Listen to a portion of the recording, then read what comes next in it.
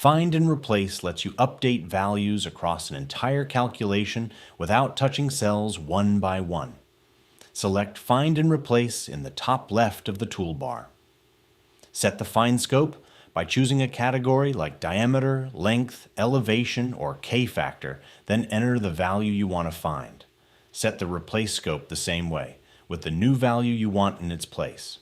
In this example, you're finding every 1.5-inch diameter and replacing it with 1.25. You can also add multiple scopes to the values you're replacing. Say you want to replace the length and the HWC on every 1.5-inch diameter pipe with a T. First, select the Add button on the Find scope. Choose Fitting from the drop-down and type in T.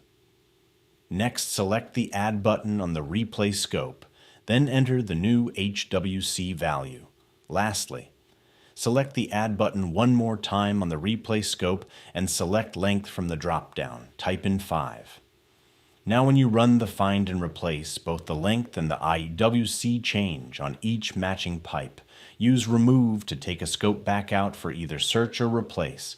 Select Replace All to update every match at once, or use Replace to step through them one at a time.